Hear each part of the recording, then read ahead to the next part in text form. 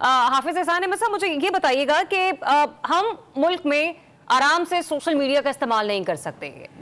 हमसे तमाम सियासी जमातें हैं, ठीक है, और इसमें सबसे ज्यादा अगर हम देख रहे हैं कि पाकिस्तान तहरीक इंसाफ का वोटर इस अमल में इस लिहाज से मुतासिर हो रहा है क्योंकि उसके पास कोई और फोरम नहीं है जहां पर जाके वो अपनी बात का बरमला इजहार कर सके। फिर पाकिस्तान तहरीक इंसाफ का जलसा जो कि 8 सितंबर को होना है, होता है नहीं होता ये भी हमें मालूम नहीं है। फिर दूसरी तरफ मैंने अभी जिस तरीके से जिक्र किया कि हुकूमत ने भी एक चीज जो है वो प्रपोज की है कि अगर किया तो फिर ऐसे होगा वैसे होगा। तो फिर मुझे ये बताएगा, आप माहिर कानून की हैसियत से आप बताएंगे कि पाकिस्तान के शहरियों के पास फिर क्या आईनी हुकूक रह जाते हैं कि वो उस तरह से अपनी आरा का इजहार कर सकेंगे? देखिए, एक तो ये है कि हमारा आर्टिकल 17 ऑफ द कॉन्स्टिट्यूशन बड़ा वाज़ेह है कि जिसके अंदर ये है कि आप कोई भी पॉलिटिकल पार्टी को बना भी सकते हैं और उसको पॉलिटिकल पार्टी को किसी को ज्वाइन भी कर सकते हैं। इसी तरह आर्टिकल 19 ऑफ द कॉन्स्टिट्यूशन बड़ा वाज़ेह है कि जिसके अंदर आपको एक फ्रीडम ऑफ एक्सप्रेशन भी है, फ्रीडम ऑफ स्पीच भी है, और उसके बाद ये है कि आपका आर्टिकल 19A है कि जिसके अंदर आप कोई भी इंफॉर्मेशन है उसकी आपकी एक्सेस जो है वो एज ए फंडामेंटल राइट के तौर पे है। लेकिन आर्टिकल 17 के अंदर भी कुछ रिस्ट्रिक्शंस हैं और आर्टिकल 19 के अंदर भी कुछ रिस्ट्रिक्शंस हैं। अब ज़रिया बात ये है कि जब से हमारे मुल्क के अंदर ये सोशल मीडिया का फिनोमिना आया है,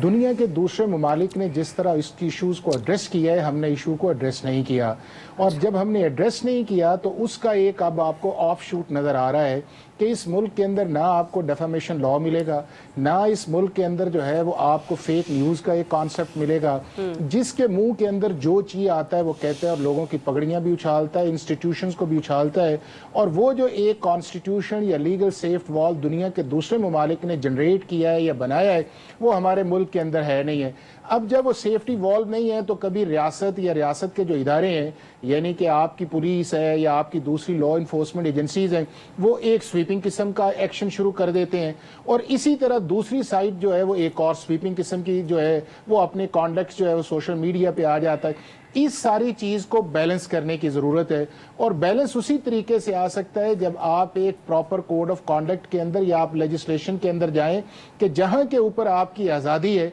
वहां के ऊपर आपकी रिस्पॉन्सिबिलिटी है। हमसे तो ज़्यादा दुनिया के अंदर दुनिया के दूसरे ममालिक, अमेरिका है या बरतानिया है या यूरोपियन कंट्रीज़ हैं, वो हमसे तो ज्यादा सिविल लिबर्टीज पे बिलीव करते हैं ना, लेकिन उन्होंने अपने मुल्क के अंदर इन चीजों को ऑर्डर के अंदर लेके आए हैं। जब ऑर्डर के अंदर लेके आए हैं तो उससे हुआ ये है कि सारी चीजें जो बैलेंस के अंदर चल रही हैं, रेगुलेटरी फ्रेमवर्क इंडिपेंडेंट के तौर पे काम कर रहा है, और वो चीजें जो, लेकिन पाकिस्तान के अंदर चूंकि प्लस होके आपका पॉलिटिकल टर्माइल आ गया है, और उस टर्माइल के अंदर जो मेजर चंक इसके अंदर काम कर रहा है वो आपकी व्यूअरशिप के किस तरह हमने चीजों को मिलाइन करके ब्रेक में भी हम लोग यही डिस्कस कर रहे थे कि हमारे जो यूट्यूबर्स हजरात हैं, सहाफी दोस्त भी हैं, कुछ दीगर लोग भी हैं, कुछ सोशल टॉपिक्स को भी पिक करते हैं, लेकिन सिर्फ वो चंद व्यूज की खातिर कहीं ना कहीं से कुछ न किसी तरीके से बिल्कुल प्रोपेगेंडा कर रहे होते हैं।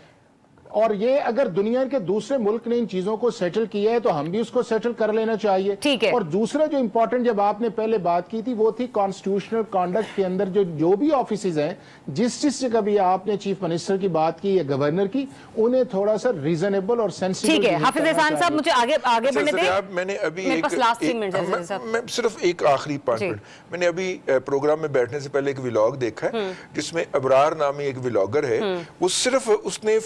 तोरखम क्रॉस किया है, 840 के उसके व्यूज हैं और मुसलसल बढ़ रहे हैं, और भी बहुत सारे मौजूआत हैं व्लॉग जिनको टच किया जा सकता है। बिल्कुल ऐसे ही है। अनवर रज़ा साहब, अच्छा आपसे ना मैं जरा अंदर की खबर लेना चाह रही हूँ। वो इस हसनामे के तकरीबन 11 साल बाद चीनी वज़ीर आज़म अक्टूबर में पाकिस्तान का 3 रोज़ा दौरा करने जा रहे हैं। ऐसे में जब सियासी जमातें आपस में गुत्थम गुत्ता हैं तो हम तरक्याती मंसूबों पर कैसे मिलकर जो है ना वो आपस में बैठेंगे? क्या लगता है आपको जो 3 रोज़ा दौरा होगा ये कितना इंपॉर्टेंट होगा और क्या कुछ एक्सपेक्टेड है इन मुआहदों में? आप देखिए, ये जो दौरा है ये बहुत ही अहमियत का हामिल है, लेकिन अगर आपको मैं जरा माजी करीब में लेकर जाना चाहूँ, जो प्रेसिडेंट चीन का दौरा था जो मुलतवी हुआ था वो किस वजह से हुआ था, और वो सऊदी अरेबिया के जो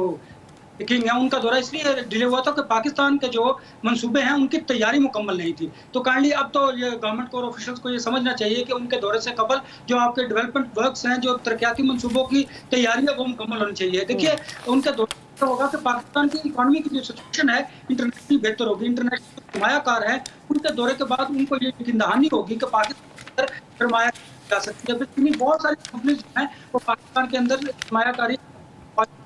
और ये दौरा इसलिए भी अहमियत का हामिल है, इससे पहले हमारी पॉलिटिकल पार्टीज को सियासी इस्तेहकाम लाने की जरूरत है, और उससे भी ज्यादा जरूरी ये है कि पाकिस्तान में जो दहशतगर्दी के वाकयात हैं उनको कंट्रोल करना बहुत जरूरी है, क्योंकि इंटरनेशनल सरमायाकारी तभी होगी जब यहाँ पर सियासी और दहशतगर्दी का पॉलिटिकल स्टेबिलिटी होगी। लिहाजा ये दौरा जो है वो बहुत ही इंपॉर्टेंट है, और हुकूमत के लिए जो पाकिस्तान की सिचुएशन है, इकोनॉमी के जो हालात हैं उनको बेहतर करने के लिए ज्यादा अहमियत का हामिल है। हुकूमत को इसलिए इस पर ज्यादा जोर देना चाहिए, और इसलिए अपने जो मंसूबे हैं जो आपने चाइना के साथ डिस्कस करने हैं उसकी तैयारी कंप्लीट करनी चाहिए। यकीनी तौर पर अपने सियासी इख्तलाफात को एक साइड पर रखे, परे रखकर हुकूमत को ये सोचना होगा कि जो ये अहम दौरा होने वाला है उनमें किन अहम मुआहदों के ऊपर डिस्कशन होना बहुत जरूरी है।